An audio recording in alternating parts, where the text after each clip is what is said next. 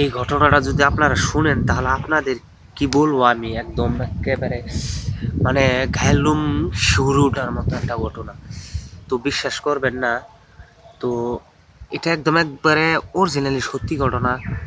তো আমার বয়স যখন 7 বছর ছিল তখন এই ঘটনাটা ঘটে আমার ফ্যামিলির সাথে। সেটা আমি এবং আমার ফ্যামিলি আমরাই জানি যে এই ঘটনাটা কি আর বলবো আপনাদেরকে। এটার ফেসটা আমরা একমাত্র উপলব্ধি করে গেছি, এখনো আমার মনে পড়ে সেই ঘটনাটার কথা। তো আমি সেই ঘটনাটা বলি, তখন আমার বয়স ছিল 7 বছর। তো আরেকটি কথা, আমার আমার বাবা ছিল আর আমার এক কাকা ছিল, মানে তারা 2 ভাই ছিল। তখন দাদু বেঁচে ছিল এবং দাদিও বেঁচে ছিল। তখন আমার বাবা ঢাকায় চাকরি করতো। তো তিনি আর গ্রামের বাড়িতে মানে মাঝে মাঝে আসতেন কোনো উপলব্ধি, মানে ধরেন কোনো মেলা কিংবা কোনো অনুষ্ঠানের দিন আসতেন, না হলে তিনি ঢাকায় থাকতেন। তখন তো অভাব ছিল অনেক। তো হয়েছে কি, সেদিনকে রাত্রে আমার মানে একটু একটু মনে আসছে, বাদ বাকি আরও আমার ফ্যামিলির কাছ থেকে শোনা, সেই পরিপ্রেক্ষিতে আমি বলতেছি ঘটনাটি। তখন আমার বয়স 7 বছর। সেদিনকে মানে আমাদের, আপনারা কিন্তু দেখবেন যে গ্রাম অঞ্চলে নাটক, কনসার্ট এইসব ধরনের জিনিস হয়, গান বাজনাটা বেশি হয়। তো সেদিনকে রাত প্রায় 3টা বাজে, আমার চাচু মানে আমার কাকা যে চাচু গেছে, আপনার কাকা গেছে আপনার এই নাটক দেখতে। তো সেদিনকে আর তিনি আর বাসায় ফিরতেছে না, আস্তে আস্তে সেদিনকে রাত 3টা বাজে গেছে। তো 3টা বাজে গেলে সেদিনকে সবাই চিল্লাফিল্লি একটু পরে করছে, গেন্দা আসে নাই। আমার দাদি বলতেছে যে গেন্দা আসে নাই, গেন্দা আসে নাই। তো আমরা মাঝে মাঝে সজাগ হয়ে যাচ্ছে, আবার ঘুমাই যেতেছি। তো যখন চাচু আসছে তখন আমার দাদা অনেক বকাবকি করে এবং দাদিও বকাবকি করে। তো আমার চাচু তখন বিয়ে করে নাই, তো কেবলই বিয়ের বয়সটা, তো বুঝেনি তো এই বয়সে কি করতে পারে। তখন হয়েছে কি আপনার, যখন ওই যে সেই দিন আপনার সেই কালের ঘটনার যে আমার চাচ্চুর টাইম মানে আমার কাকার টাইম একটা বাটম মোবাইল ছিল। সেই বাটম মোবাইল দিয়ে সে গান শুনতেছিল, বাউল গান টান এইসব ধরনের গান হবে শুনতেছিল। তো হয়েছে কি, সে বাউল গান শুনতেছে। তো তখন আমরা ঘুমিয়ে গেছি। তখন হয়েছে কি, এই যে আমাদের বাড়ির যে আশপাশে যে ভয়ঙ্কর জিনিসটা থাকে, সেই জিনটা বলতাছে কি যে তোর আমি বিয়া করবো, তোর আমি বিয়া করবো, বারবার একই কথা বলতাছে। তো একই কথা বলছে আমার কাকা। তো সেই মনে করুন পুরান মানুষ, তাদেরকে অনেক সাহস আছে, এটা জানাই আছে। তো আমার কাকা কি করছে, মানে ঘরের যে এই যে আপনারা যে আমরা পায়ের কই মানে যে ধন্না বাঁশ দিয়ে যে ধন্না বানায়, ধন্না কই, সেটার উপরে ফালা ছিল, মানে ফালা। তো ওই ফালা পায়রা আপনারা মানে কি করে আমি জানি না, তো ফালায় আমাদের এখান থেকে ডাকে। ওই ফালা পায়রা নিয়ে কাকু কি করছে, সেই পেত্তুনিরে দিছে দৌড়ানি।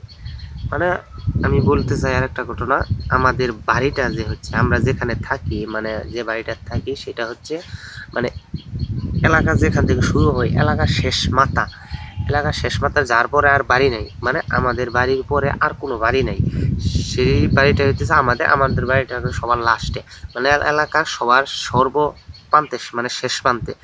তো আমাদের বাড়ির পরে শুধু দুধু বন, মানে মাঠ আর মাঠ, আর কোনো বাড়িঘর নাই। বিল আছে, মানে খাল বিল এগুলো এইসব জায়গা আছে। তো হয়েছে কি, তো সেই যে আমার কাকা যে মানে পেত্তুনি নাকি জিনিসই সেটা বলতে পারি না, কিন্তু তারা যে দৌড়াই নিল ফালা দিয়ে, পুরা বন দৌড়ায় দৌড়ায় দৌড়াচ্ছে। তো এটা আবার আমার মানে আমাদের ফ্যামিলির সবাই টের পেয়ে গেছে, টের পেয়ে সবাই উঠছে। ওইটা আমার দাদু, তিনি ওই যে আগের দিনে কাতে লন্ঠনি কয় নাকি যে বুগা কয়, মানে কেরাসিনের তেল দিয়ে মোটা এরকম মোটা করে পাইপ আছে, তার ভিতরে আগুন ধরিয়ে মানে লটকাইনা যে জিনিসটার পরে সেটার মানে বুগা বলি আমরা যাকে, এই বুগা দিয়ে আপনার হইতেছে বিষ চাপার গেছে আমার কাকুরে। তো অর্ধেক পথে যাওয়ার পরে আপনার হয়েছে কি, অর্ধেক পথে যাওয়ার পরে মনে করেন অর্ধেক পথে যাওয়ার পরে আমার কাকু তো মনে করুন গেছে গা অনেক দূরে, তারা তো আর খুঁজে পাই নাই দাদা। তারপরে হচ্ছে আপনার যে কাকুরে যে বিরসাইতে তো আর পাই নাই। তারপর আমার দাদু যে যাচ্ছে, আমার দাদুর বুকাটা মানে পানি সেচ সেচ দিয়ে বুকাটা নিভাই দিছে, মানে জিনিসে, না সেটাই তো বলতেছি, জিনিসে জিনিসে দাদুর বুকাটা নিভাই দিছে। তো নিভাই দেওয়ার পরে এখন তো মনে করেন আগুন দেখলে যেহেতু জিনিস মানে মানুষের কাছে চাপে না, তো সেই ক্ষেত্রে যখন যে আমার দাদুর ইটা বুকাটা নিভে গেছে, তখন তো মনে করেন জিনিস দাদুর কাছে চলে আসে। তখন আমার দাদুর হয়েছে কি ভাই, খুব একটা মর্মান্তিক ঘটনা, সেই ঘটনাটা এখন আমার চোখে বেশি উপরে। তো দাদু হয়েছে কি, দাদুকে মানে মাইরা ফেলাইছে, আমার মানে আমার দাদুকে মেরে ফেলেছে সেই জিনিসটা। এটা কিন্তু ভাই সত্যি ঘটনা, একটু মিথ্যা ঘটনা। তো দাদু যে মাইরা ফেলাইছে, মারার পরে তখন ওই যে আমার যে কাকু আছে, কাকু সারা বন মানে পেক কাদা মাইখা শরীরে আসছে, আসার পরে আপনার হচ্ছে আসার পরে তারপরে হচ্ছে বাসায় এসেছে। বেশ বাসায় এসে পরে আমার আম্মু বলতেছে যে আব্বা কই গেছে, মানে আমার কাকুরে বলতেছে আব্বা কই গেছে, আব্বা কোথায়? তখন ভাবতেছে আব্বা কোথায় মানে তোমার পাশে তোমাকে বিষ চাইতে গেল, আব্বু কোথায় গেল? আমার দাদু তো আর খুঁজে পাইতেছে না। আজকে মানে ধরুন একটু পরে এ আসতেছে, সে আসতেছে, আস্তে আস্তে আমাদের বাড়িঘর মানুষজন বুঝে গেল, আমার দাদুরে আর খুঁজে পাইতে গেছে না। এমন এমন ঘটনা।